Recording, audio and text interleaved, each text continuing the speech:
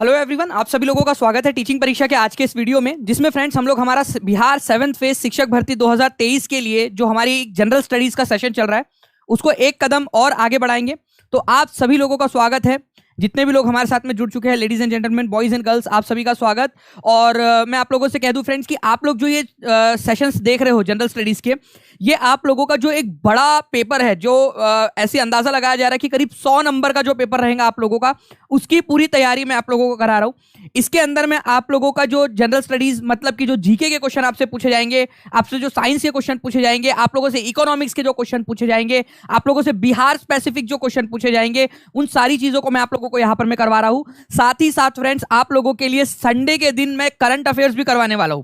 मैंने आप लोगों से कहा है कि सभी लोग लाइव चाहिए ताकि मैं उस सीरीज को भी कंटिन्यू कर सकूं। तो उस दिन मैं देखूंगा कि कितने लोग लाइव आ रहे हैं। संडे के दिन डॉट 12 बजे आप सभी लोग करंट अफेयर के सेशन में भी आ जाएंगे और आपको सारे के सारे करंट अफेयर्स एक सीरीज में, एक सीक्वेंस में मैं याद करवाने की भी कोशिश करूंगा कि ऑप्शंस की मदद से भी आप लोगों को याद करवा दूं। बहुत सारे क्वेश्चन हेडमास्टर के एग्जाम में करंट अफेयर से पूछे गए थे, उनको भी मैं करवाऊंगा आप लोगों को कि किस प्रकार से पूछे गए थे और अब कैसे पूछे जा सकते हैं, सारी की सारी चीजें। ठीक है, चलिए तो हम लोग यहां पर में आगे बढ़ते हैं। आप सभी लोगों का स्वागत है। जितने भी लोगों ने फ्रेंड्स इस सेशन को लाइक कर दिया है, उन सभी लोगों का बहुत बहुत धन्यवाद। ठीक है, और आप लोग ऐसे ही फ्रेंड्स यहां पर में अपना समर्थन दिखाते रहिए, मैं आप लोगों के लिए आगे में मेहनत करता रहूंगा। जितने भी लोग यहां पर में इस सेशन को शेयर कर सकते हैं, जल्दी जल्दी से अपने दोस्तों के साथ में टेलीग्राम, फेसबुक, व्हाट्सएप, इंस्टाग्राम सभी जगह पे शेयर कर दीजिए आप लोग, ताकि आप लोगों को जो है वो भी मोटिवेशन मिले और मुझे भी मोटिवेशन मिले कि आप लोग जो है सारे लोग लाइव आ रहे हो। ठीक है, चलिए बहुत बढ़िया, स्टार्ट करते हैं फ्रेंड्स हम लोग हमारे पहले क्वेश्चन के साथ में। आप लोगों को बताना है, देखिए एक साइंस का क्वेश्चन है आप लोगों का। आपको पता है फ्रेंड्स कि सिलेंडर जो है, जो एलपीजी सिलेंडर होता है आप लोगों का, उसके अंदर में रिसाव होने पर आपको गंध आने लगती है। ठीक है, तो रिसाव होने पर गंध आने लगती है, क्यों आने लगती है? ठीक है, बताइए। मासूम लड़का @2 दिल कंटेंट करा रहा हूं मैं, कंटेंट भी कर रहे हैं हम लोग। तो एलपीजी सिलेंडर का रिसाव होने में आने वाली गंध का कारण क्या होता है?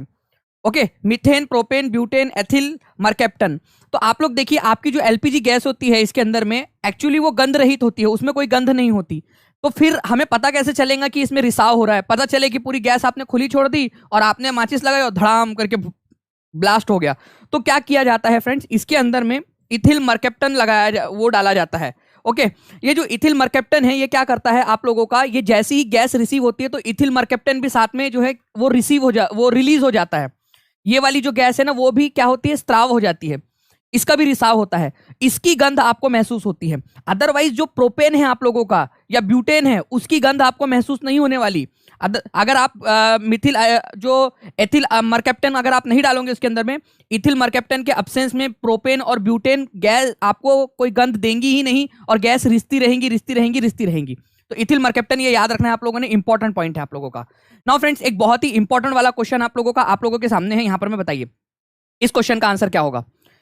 यहां पर मैं आप लोगों से कहा गया है कि बिहार से प्रकाशित होने वाला पहला हिंदी दैनिक कौन सा है? ये बताइए आप लोग जल्दी जल्दी से, देखते हैं कितने लोग इसका आंसर कर पाते हैं।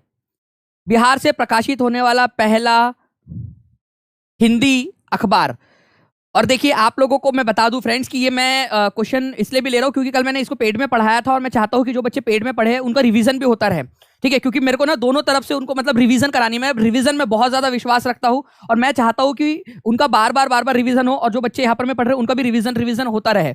तो कल ही कराया था, इसी वजह से एक बार और रिवीजन। बिहार से प्रकाशित होने वाला पहला हिंदी दैनिक हिंदी अखबार था बिहार बंधु। ठीक है, ये याद रखना है, बिहार बंधु। और इसके लिए मैंने एक चीज दिखाई थी आप लोगों को कल, ठीक है, कि पहला हिंदी न्यूज़पेपर था वो बिहार बंधु, केशव राम भट्टा ने इसको स्टार्ट किया था। ओके, 1872 में। तो केशव राम भट्टा ने बिहार बंधु स्टार्ट किया था और कल बहुत ही बढ़िया तरीके से आप लोगों ने याद किया था फ्रेंड्स क्लास के अंदर में, मजेदार तरीके से। वैसे ही आगे में भी हम लोग करते रहेंगे। तो बिहार बंधु, ये याद रखना है आप लोगों ने, केशव राम भट्टा। अगर हम लोग बात करें पहला इंग्लिश अखबार कौन सा था, तो द बिहार हेराल्ड था पहला इंग्लिश अखबार। ये भी आप लोगों को कल याद करवाया था, द बिहार हेराल्ड, पहला इंग्लिश न्यूज़पेपर। तो हिंदी और इंग्लिश न्यूज़पेपर दोनों ही याद रखना है आप लोगों ने, एग्जाम के अंदर में पूछा जा सकता है आप लोगों से। ठीक है, चलिए तो हिंदी न्यूज़पेपर लिख दो, सभी लोग कमेंट में लिखेंगे, सभी लोग कमेंट में लिखेंगे बिहार बंधु। पहला था बिहार बंधु, केशवराम भट्टा ने स्टार्ट किया था पहला हिंदी न्यूज़पेपर। उसके बाद में पहला इंग्लिश न्यूज़पेपर बात करेंगे हम लोग तो बिहार हेराल्ड, हेराल्ड याद रखना है आप लोगों ने, द बिहार हेराल्ड, इंपॉर्टेंट है, ठीक है, एग्जाम के अंदर में पूछा जाता है आप लोगों से, इसी वजह से बोल रहा हूं। और आप देख सकते हो कि एग्जाम का क्वेश्चन आप लोगों का बिहार बंधु जो है वो उसका आंसर था, सिंपल सी बात है। केशवराम भट्टा ने इसकी स्थापना की थी 1872 के अंदर में। नाउ नेक्स्ट क्वेश्चन की तरफ में आगे बढ़ते हैं फ्रेंड्स। आप लोगों को बताना है एक जनरल नॉलेज का क्वेश्चन आपका, और सभी लोग जल्दी जल्दी से शेयर कर देंगे, जहां जहां भी आप लोग इसको शेयर कर सकते हो ना, टेलीग्राम, फेसबुक, व्हाट्सएप, इंस्टाग्राम, सभी जगह पे इसको शेयर कर देंगे जल्दी जल्दी से आप सभी लोग, ताकि ऐसे ही मैं आप लोगों को और अच्छे से सारी चीजें करवाता रहूं। बताइए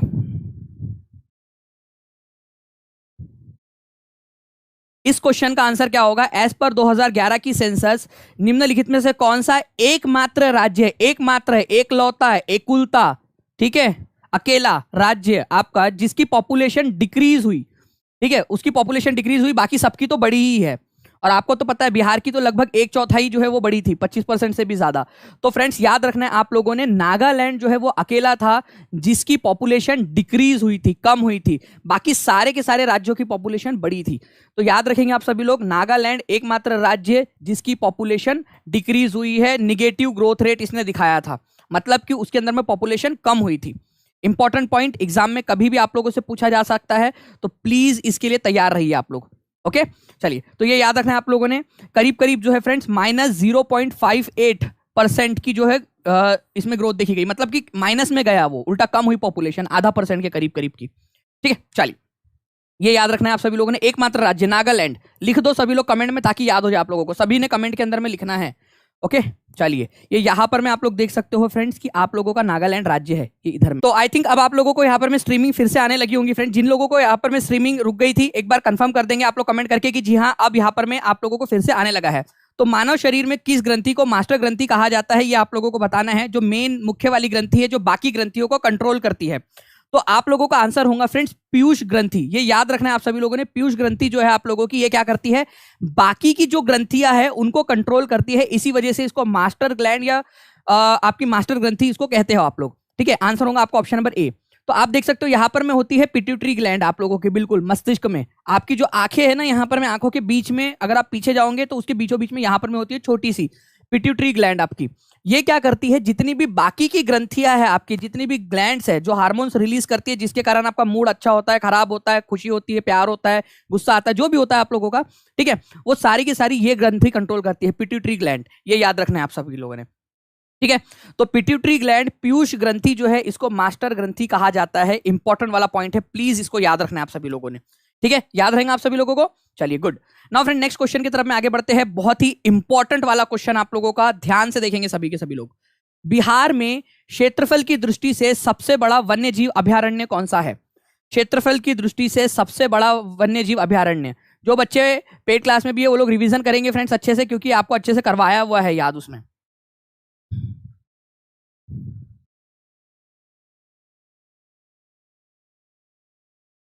जी तो बहुत बढ़िया, आप लोगों के देखिए जिन बच्चों ने यहाँ पर मैं पढ़ा हुआ होगा उनके आंसर्स आने स्टार्ट भी हो गए हैं। तो बिहार में क्षेत्रफल की दृष्टि से सबसे बड़ा वन्य जीव अभयारण्य कौन सा है, और यहाँ पर मैं आप लोगों से बात हो रही है वाइल्ड लाइफ सेंचुरी, वन्य जीव अभयारण्य, नेशनल पार्क, राष्ट्रीय उद्यान की बात नहीं हो रही है, वन्य जीव अभयारण्य की बात हो रही है आप लोगों की। तो सबसे बड़ा वन्य जीव अभयारण्य जो है वो है कैमूर वन्य जीव अभयारण्य, कैमूर वन्यजीव अभयारण्य, कैमूर वाइल्ड लाइफ सेंचुरी सबसे बड़ा है। तो प्लीज इसको थोड़ा सा आप लोग इस लिस्ट को अगर देखोगे, ठीक है, ये देखिए एक ही नेशनल पार्क है वाल्मीकि नेशनल पार्क, इसको आप अलग रख दो क्योंकि एक ही है वो वाल्मीकि नेशनल पार्क।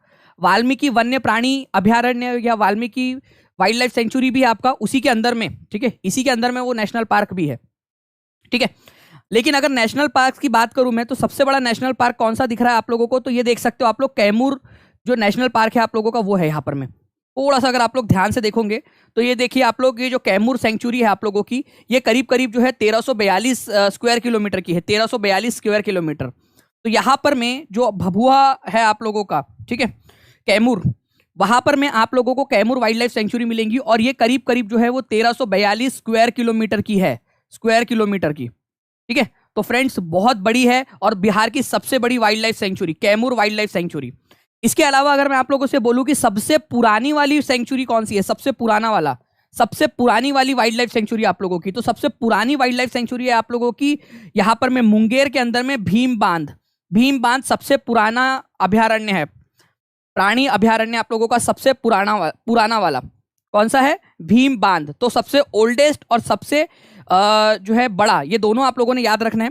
इसके अलावा जो है friends, Gautam Buddha wild life sanctuary, Gautam Buddha प्राणी विहार, कहाँ पर में हो सकता है ये प्राणी अभयारण्य? गौतम बुद्ध को जो है इसकी प्राप्ति कहाँ पर में हुई थी? गौतम बुद्ध को ज्ञान की प्राप्ति तो उनको हुई थी गया में, बोध गया में हुई थी, जो गया डिस्ट्रिक्ट में पड़ता है, गया में। तो Gautam Buddha wild life sanctuary आप लोगों को गया में है, ये याद रखना है आप सभी लोगों ने, ये भी इंपॉर्टेंट है। बाकी इसके अलावा वाल्मीकि नेशनल पार्क या वाल्मीकि प्राणी उद्यान या प्राणी जो सेंचुरी आप लोगों का वाइल्ड लाइफ सेंचुरी, ये कहाँ पर में? पश्चिमी चंपारण में। वाल्मीकि नेशनल पार्क और वाल्मीकि प्राणी उद्यान दोनों के दोनों या प्राणी अभयारण्य आप लोगों को चंपारण, पश्चिमी चंपारण में मिलेगा। वाल्मीकि मतलब पश्चिमी चंपारण, कुछ भी आ जाए, नेशनल पार्क आ जाए, चाहे आप लोगों का प्राणी अभयारण्य आ जाए, ठीक है, पश्चिमी चंपारण में है। तो यहां पर में आंसर आप लोगों का हो जाएगा फ्रेंड्स, सिंपल सी बात है, सबसे बड़ा वन्यजीव अभयारण्य कैमूर वन्यजीव अभयारण्य आप लोगों का, ठीक है, ये याद रखेंगे आप सभी लोग। नाउ एपी कल्चर का मतलब किस चीज से है? एपी कल्चर किस चीज को रेस करने से है? एक बार लाइक एंड शेयर करते रहेंगे सभी लोग जल्दी जल्दी से। अगर आप चाहते हो फ्रेंड्स कि आप लोगों का पेपर निकल जाए ना, तो आपका जब तक आखिरी दिन नहीं आ जाता, जब तक आपका पेपर हो नहीं जाता, ठीक है, उस दिन तक आप लोगों ने मोटिवेशन बना के रखना है, पूरा का पूरा अच्छे से पढ़ाई करनी है। क्योंकि बीच में देखो क्या होता है ना, जब खबर आती है तब जो है यहाँ पर में कुछ लोग जो है ना वो आपने देखा है वो पॉपकॉर्न कैसे फूटते हैं वैसे फूटते हैं, फट फट फट फट। लेकिन जैसे ही समय बीतता है, थोड़ा सा डाउन हुआ तो वो भी डाउन हो जाते हैं। वैसे लोग कभी सक्सेसफुल नहीं होते। जो पूरा का पूरा through out the process motivation बना के रखता है, वही बच्चा सक्सेसफुल होता है, ये याद रखना आप लोगों ने, ठीक है। तो एपी, आप लोग किस कैटेगरी में आते हो ये आप लोग डिसाइड करोगे। तो एपी कल्चर जो है फ्रेंड्स, ये किस चीज से रिलेटेड है? ये मधुमक्खी के पालन से रिलेटेड है, मधुमक्खी पालन से। और आपको पता ही है कि एससीईआरटी और एनसीईआरटी दोनों के अंदर में दिया हुआ है आप लोगों का कि अक्टूबर से दिसंबर तक का जो समय काल है वो मधुमक्खी पालन के लिए सबसे अच्छा होता है। उस समय में मधुमक्खियां जो है वो प्रजनन करती है, रानी मधुमक्खी अंडे देती है, ठीक है। तो ये याद रखना है आप लोगों ने, मधुमक्खी पालन जो है उसको एपी कल्चर बोलते हो आप लोग, एपी कल्चर, ठीक है। देखिए आप लोग ये यहाँ पर मैं थोड़ा सा याद रखना है, सेरीकल्चर का मतलब क्या होता है ये भी याद रखेंगे। रेशम का उत्पादन, रेशम के कीड़ों को पालना सेरीकल्चर कहलाता है, ठीक है। एपी कल्चर का मतलब होता है शहद के लिए मधुमक्खी को पालना, एपी कल्चर का मतलब, ओके। हॉर्टिकल्चर का मतलब क्या होता है? हॉर्टिकल्चर का मतलब होता है आपका फल फूल सब्जियों का कृषि करना, हॉर्टिकल्चर। वॉर्मिकल्चर, वॉर्मी, तो वॉर्मिकल्चर का मतलब होता है फ्रेंड्स केचुओं को पालना, ठीक है, केचुओं के पालना, केचुओं की संख्या बढ़ाने के लिए, क्योंकि किसानों को केचुए चाहिए होते हैं उनको मिट्टी भुरभुरी करने के लिए। तो वॉर्मिकल्चर के जो है आप लोग केचुओं को पालते हो, उसको वॉर्मिकल्चर कहा जाता है। पिसीकल्चर का मतलब होता है आप लोगों का मछली का पालना, मछलियों को पालना, मछली आर्टिफिशियल टैंक में मछलियों को पालना, ठीक है। विटीकल्चर का मतलब होता है अंगूर का उत्पादन, अंगूर का उत्पादन करना विटीकल्चर कहलाता है। तो प्लीज इसको देख लीजिए आप लोग, जैसे मैंने कल आप लोगों के लिए वो साइंस वाला डाल दिया था ना, दानिश शेख टेलीग्राम ग्रुप में और टीचिंग परीक्षा ऑफिशियल में, दोनों में, ठीक है। तो इसमें दोनों में डाल दिया था मैंने, फिर से डाल दूंगा, DANISH और साथ ही साथ आप लोग टीचिंग परीक्षा जो ऑफिशियल टेलीग्राम ग्रुप है उसको भी ज्वाइन कर लेना। टीचिंग परीक्षा वहां डाल दूंगा मैं, ये वाली स्लाइड, परीक्षा ऑफिशियल टेलीग्राम ग्रुप है उसमें आप लोग ज्वाइन हो जाओगे, ठीक है। चलिए नाउ फ्रेंड नेक्स्ट क्वेश्चन की तरफ में आगे बढ़ते हैं। Where is wild life institute of India? ये इंपॉर्टेंट क्वेश्चन है, इसको भी ध्यान से देखिए आप लोग। हाँ, अभी एक लड़की थी ज्योति शाह करके, पता नहीं अभी वो है या नहीं, ठीक है, कमेंट तो कर नहीं पाएंगे क्योंकि ब्लॉक कर दिया मैंने। उन्होंने लिखा आते से ही कि सर 2 मिनट लेट क्लास हुई, उन्होंने लिखा कि सर जब आना नहीं होता है तो क्लास का टाइम क्यों देते हो, ठीक है दादी अम्मा, ठीक है। जब क्लास हो रही होती है, इतनी सारी पीछे से प्रोसेस हो रही होती है, तो कई बार जो है ना 1-2 मिनट इधर उधर हो जाता है, ठीक है। तुमको पढ़ना होता है, यहाँ पर मैं पढ़ाने के लिए कैमरा सेटिंग, स्मार्ट बोर्ड और सारी चीजें होती है। तो दादी अम्मा मत बना करो यहाँ पर। मैं जितना प्यार करता हूँ ना मैं बच्चों से, फिर अगर समय आने पे सुधारना भी मेरे को अच्छे से आता है, ठीक है। ये चश्मा मेरे को पोगो देख देख के नहीं लगा, ये दाढ़ी मेरी बढ़ गई है ना यहाँ पर, मैं आराम से बस बनाने नहीं जा सकता इसलिए नहीं बढ़ी है। तो दादी अम्मा या दादाजी बनने का नहीं यहाँ पर। मैं जितना प्यार करता हूँ, जितना प्यार से जितनी मेहनत करता हूँ आपके लिए, रात में भी अवेलेबल रहूंगा। अगर जरूरत पड़ी ना, ठीक है, कुछ जरूरत पड़ गई आप लोगों को तो 3 बजे भी अवेलेबल रहूंगा पढ़ाने के लिए, 3 बजे भी आपकी मदद के लिए अवेलेबल रहूंगा, रात के 3 बजे, रात भर आप लोगों को पढ़ाऊंगा। लेकिन ज्यादा अगर होशियारी करोगे तो उसका फिर मेरे को वो भी करना आता है, इलाज करना, ठीक है। तो अच्छे से पढ़ो बढ़िया से, ठीक है, अच्छे से पढ़ो बढ़िया और मेहनत करके आगे बढ़ो, बढ़िया से टीचर बनो। Where is wild life institute of India located? तो wild life institute of India जो है फ्रेंड्स आप लोगों को देहरादून के अंदर में मिलेगा। बहुत ही इंपॉर्टेंट है, भारत सरकार की एक इंपॉर्टेंट संस्था है, याद रखेंगे आप सभी लोग, wild life institute of India. आप लोगों को बता दूं फ्रेंड्स कि देहरादून के जगह पे आप लोगों से स्टेट भी पूछा जा सकता है कई बार, तो आप लोगों को याद रखना है उत्तराखंड। तो उत्तराखंड अगर आ जाए तो भी याद रख लेना, नहीं तो पता चले वहां पर मैं भी देहरादून ढूंढ रहा हूं कि देहरादून कहाँ है करके। भाई देहरादून उत्तराखंड के अंदर में, तो उत्तराखंड आपको याद रखना है, ठीक है। 1982 में इसकी स्थापना हुई थी, wild life institute of India की। कोई भी जानकारी इन्वायरमेंट से रिलेटेड चाहिए या फिर वन्य जीव या जो फॉरेस्ट वगैरह उससे रिलेटेड चाहिए, जो जानकारी इसकी वेबसाइट पे अवेलेबल होंगी वही ऑथेंटिक मानी जाएंगी, ठीक है। ये याद रखना है आप लोगों ने, ठीक है। Wild life institute of India WII Dehradun Uttarakhand के अंदर में 1982 के अंदर में हुआ था, ओके। नेक्स्ट क्वेश्चन की तरफ में आगे बढ़ते हैं आप लोगों के। In India Yarlung Tsangpo river is known as, Yarlung Tsangpo किसको कहा जाता है ये जल्दी से बताइए आप लोग। यारलुंग सैंगपो, ये क्वेश्चन आप लोग देख सकते हो बीपीएससी 2015 में आया था। 2015 तक आपका 5वां ऑप्शन नहीं आता था, लेकिन उस समय आया था आप लोगों का क्वेश्चन। तो हो सकता है कि इस बार भी पूछ ले आप लोगों से, हमेशा 5वां ऑप्शन होगा ऐसा जरूरी नहीं है, ठीक है। आंसर तो ये पुराने जो क्वेश्चन है वो भी कर लेने आप लोगों ने। यारलुंग सैंगपो किस नदी को कहा जाता है, तो यारलुंग सैंगपो जो है फ्रेंड्स भारत के अंदर में हम जिसको ब्रह्मपुत्र नदी के नाम से जानते हैं, उसी नदी को चाइना में या तिब्बत के अंदर में यारलुंग सैंगपो के नाम से जाना जाता है, ठीक है। यारलुंग सैंगपो। तो आप लोग थोड़ा सा यहाँ पर में गौर फरमाइए, यहाँ देख सकते हो आप लोग, यहाँ तिब्बत में चेमा युंगडुंग नाम का ग्लेशियर है, चेमा युंगडुंग नाम का ग्लेशियर है, वहां से निकलती है ये यारलुंग सैंगपो नदी, ठीक है। यारलुंग नदी या यारलुंग सैंगपो बोला जाता है। यहाँ पर में नामचा बारवा नाम की जगह है, क्या नाम है, नामचा बारवा। वहां से ये यू टर्न लेती है, कमर में लचक आ जाती है यहाँ पर में उसकी, यहाँ ऐसा जा रही थी, फिर उसको अचानक से याद आया, उई माँ मैं तो भूल गई भारत जाना था मुझे, ठीक है। वहां से टर्न लेकर ये भारत की तरफ में आती है और अरुणाचल प्रदेश में एंटर करती है, ठीक है। आसाम में जब ये पहुंचती है तो इसका नाम ब्रह्मपुत्र पड़ता है। यहाँ पर में ये आप लोगों की दिहांग नदी के नाम से जानी जाती है अरुणाचल प्रदेश में। तो मैं यहाँ लिख देता हूँ आप लोगों का, जहां से वो निकलती है उसका नाम है चेमा युंगडुंग, चेमा युंगडुंग, ठीक है, चेमा युंगडुंग, ये याद रखना है। जहां से वो टर्न लेती है, जिसमें उसने कमर में लचक आ गई थी उसकी, यहाँ पर में उसका नाम, उस जगह का नाम है नामचा बारवा। कौन सा बारवा, नामचा बारवा, ठीक है, नामचा बारवा, ये याद रखना है आप सभी लोगों ने। वहां से टर्न लेकर फिर अरुणाचल प्रदेश में एंटर करती है, इंपॉर्टेंट वाला पॉइंट है, चेमा युंगडुंग से निकलती है, ओके। चलो, तो आंसर आपका यारलुंग सैंगपो ब्रह्मपुत्र नदी को कहा जाता है। नेक्स्ट, ये देखिए, ये बहुत ही इंपॉर्टेंट क्वेश्चन है फ्रेंड्स, काफी सारे एग्जाम में आया हुआ है, तो प्लीज इसको याद रखेंगे आप सभी लोग। और ये एनसीईआरटी के अंदर में भी दिया हुआ है, साइंस की बुक में, बिहार की जो साइंस की बुक है उसके अंदर में भी दिया हुआ है। एक बार सभी लोग जल्दी जल्दी से लाइक एंड शेयर कर देंगे सेशन को, अगर आप चाहते हो कि ऐसे ही मैं आपको एनर्जी के साथ में पढ़ाता रहूं। जल्दी जल्दी से सभी लोग, जितने भी लोग देख रहे हैं यहाँ पर, मैं लाइक का बटन दबा देंगे जल्दी जल्दी से, जल्दी से।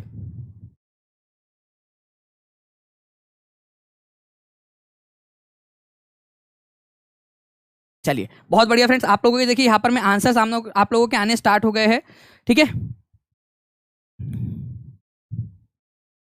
देखिए यहाँ पर मैं बोला है कि स्टार्च, ठीक है, स्टार्च, जिसको आप लोग हिंदी में मांड भी बोलते हो, मांड, ठीक है, इसकी उपस्थिति है या नहीं किसी भी खाने में, वो आप जांचने के लिए किस चीज का इस्तेमाल करते हो, यहाँ पर में आप आयोडीन का इस्तेमाल करते हो। आयोडीन का जो सॉल्यूशन होता है ना, उसका इस्तेमाल किया जाता है, इसको बोला जाता है आयोडीन टेस्ट, ठीक है। आयोडीन टेस्ट मतलब इनमें से किस खाने के अंदर में स्टार्च मौजूद है, आप उसमें आयोडीन का पतला घोल डालकर देखिए, अगर वो कलर चेंज कर लेता है अपना, ठीक है, ब्लू ब्लैक कलर का हो जाता है, तो समझ जाना उसमें स्टार्च मौजूद है, ठीक है। यहां पर में आप देख सकते हो कि ये एक, मान लेते हैं कि एक टेस्ट ट्यूब के अंदर में हमने थोड़ा सा चावल वगैरह डाल दिया है, फूड का सैंपल लिया है, उसमें आयोडीन का सोल्यूशन डाल दो, आप थोड़ा सा आयोडीन डाल दो। अगर वो ब्लू ब्लैक कलर का हो गया आप लोगों का, तो समझ जाना कि उसके अंदर में स्टार्च या फिर मांड जो है वो मौजूद है, ठीक है, मांड मौजूद है। अगर आपको किसी भी खाने के अंदर में प्रोटीन है या नहीं उसकी जांच करनी है, तो आप क्या करोगे फ्रेंड्स, उसके अंदर में कॉपर सल्फेट, ठीक है, मैं यहां पर मैं लिख दूं आप लोगों का थोड़ा अलग से इधर से करके, ओके। आप क्या करोगे, किसी भी खाने में प्रोटीन है या नहीं ये जांचने के लिए आप लोगों को क्या करना होता है, कॉपर सल्फेट और कॉस्टिक सोडे का सॉल्यूशन डालना पड़ता है, कॉपर सल्फेट और कॉस्टिक सोडा, ये भी याद रख सकते हो आप लोग। प्रोटीन टेस्ट, ठीक है, प्रोटीन टेस्ट आपका, स्टार्च के लिए आयोडीन, स्टार्च आयोडीन, और प्रोटीन के लिए कॉपर सल्फेट, दोनों लिख दो एक बार। देखो ये आपका क्वेश्चन करा रहा हूं हाई लेवल क्वेश्चन, ताकि आप लोग एग्जाम के अंदर में अच्छे से कर सके। याद रखना है आप लोगों ने, अगर आप चाहते हो ऐसे ही करा दूं तो मेरे को आप लोग यहाँ पर मैं कमेंट करके और आपके लाइक्स के जरिए, आपके सब्सक्राइब के जरिए जल्दी से सभी लोग बता देंगे। तो स्टार्च, आयोडीन, ठीक है, कॉपर सल्फेट और कॉस्टिक सोडा, प्रोटीन कैसे डालेंगे आप लोग, देखिए यहाँ पर मैं ये खाना है आपका, इसमें प्रोटीन है या नहीं पता करना है, तो थोड़ा सा आप लोग क्या करो, कॉपर सल्फेट डालो, थोड़ा सा कॉस्टिक सोडा डालो। अगर यहाँ पर में इसका वॉयलेट कलर हो जाता है, ठीक है, वॉयलेट कलर अगर हो गया तो समझ जाना कि उसके अंदर में प्रोटीन था। क्वेश्चन कराऊंगा मैं आपको, वो फिर से याद रखना आप लोग, ठीक है, क्वेश्चन कराऊंगा उसको। Highest mountain peak in India is, MPSC में और बीपीएससी में दोनों बार दोनों में पूछा गया, और बीपीएससी में 1997, 98 और 2000 में जो एग्जाम होनी थी, जो 2001 में जाकर हुई थी, उसमें भी पूछा गया क्वेश्चन। बताओ इसका आंसर क्या होगा।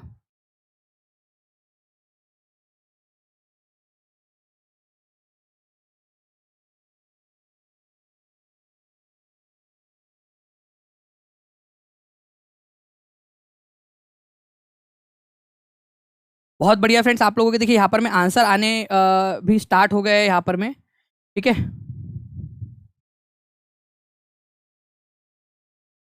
अगर हम लोग बात करें कि हाईएस्ट माउंटेन पीक भारत की कौन सी है, तो हमेशा याद रखना आप लोग फ्रेंड्स, भारत की सबसे ऊंची जो पर्वत श्रृंखला है वो गॉडविन ऑस्टिन है, ठीक है। इसको K2 भी कहा जाता है आप लोगों का, K2, ठीक है, गॉडविन ऑस्टिन।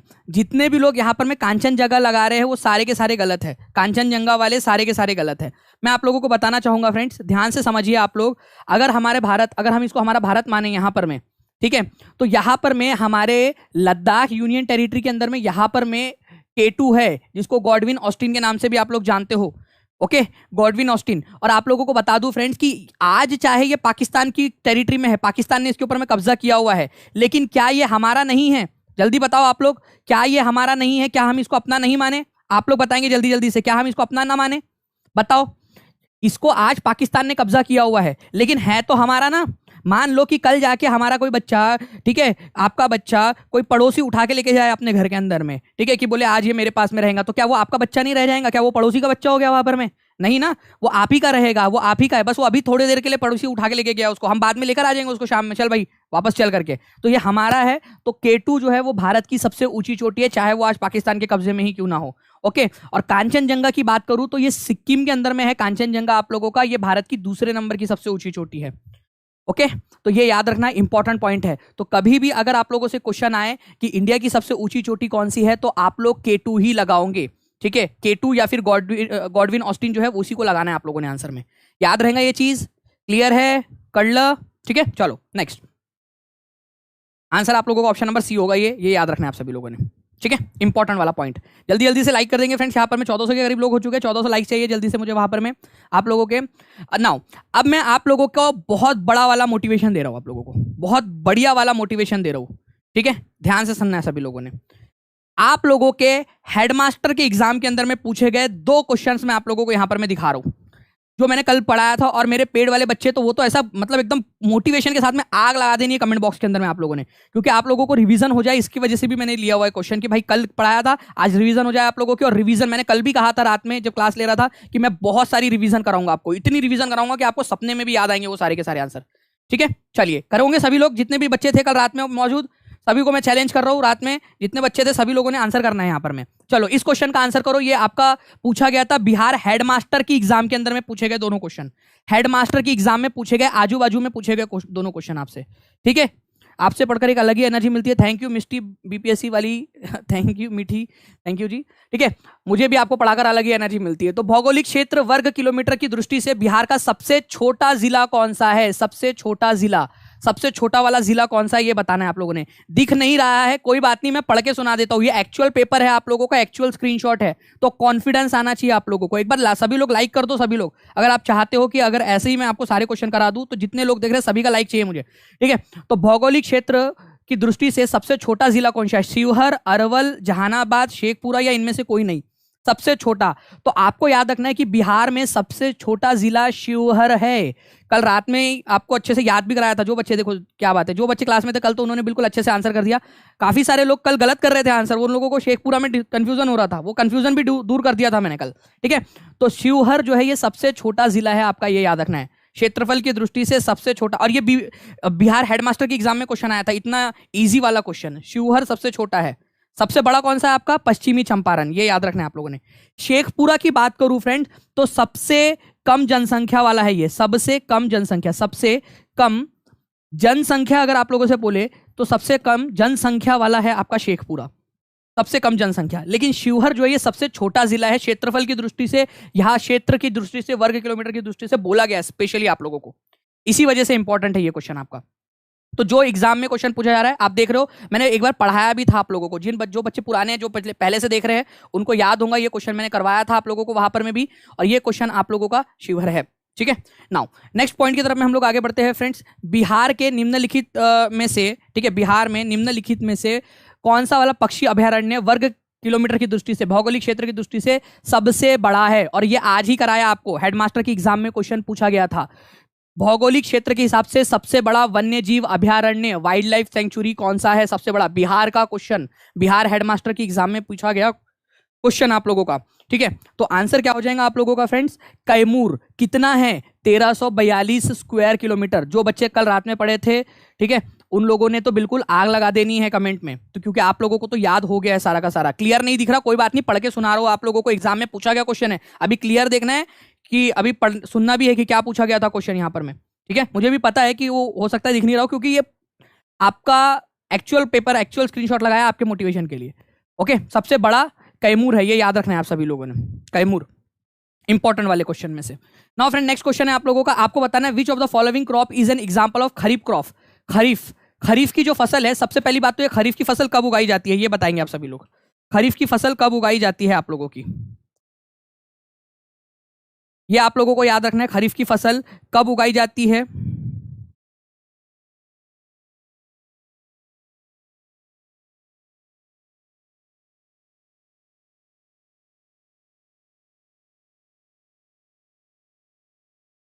वेरी गुड, बहुत बढ़िया। आप लोगों के देखिए यहाँ पर में आंसर आने स्टार्ट हो गए फ्रेंड्स। आप लोगों से बोला है निम्नलिखित में से कौन सा वाला खरीफ की फसल है।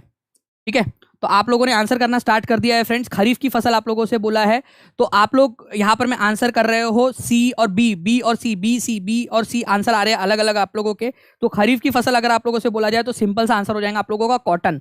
ठीक है, जो आप लोगों का कपास है ये खरीफ की फसल है। देखिए ध्यान से आप लोगों को दिखाता हूं मैं कि खरीफ की फसल जो है ये वर्षा ऋतु के अंदर में उगाई जाती है, ये याद रखना है। और वर्षा ऋतु भारत के अंदर में जून से सितंबर के बीच में होती है, ये आप लोगों को पता है, जून से सितंबर के बीच में। तो खरीफ की फसल वर्षा ऋतु में उगाई, देखो वर्षा आएंगी तो सब खराब हो जाएगा, तो खरीफ, ठीक है, खराब हो जाता है, वर्षा आ रही है सब पूरा का पूरा, तो खरीफ की फसल ऐसे याद रख लेना आप लोग। ठीक है, बारिश में थोड़ी सर्दी में थोड़ी ना कोई चीज़ खराब होती है, बारिश में खराब हो जाती है। अगर बाहर में रखा रहा आपका पलंग या फिर आपका मान लीजिए सोफा वगैरह बाहर रखा रहा, बारिश में खराब हो जाएगा। तो खरीफ बारिश के अंदर में, ये याद रखना आप लोग। तो बारिश जून से सितंबर के बीच में होती है, ये भी आप लोग याद रखेंगे, जून से सितंबर के बीच में।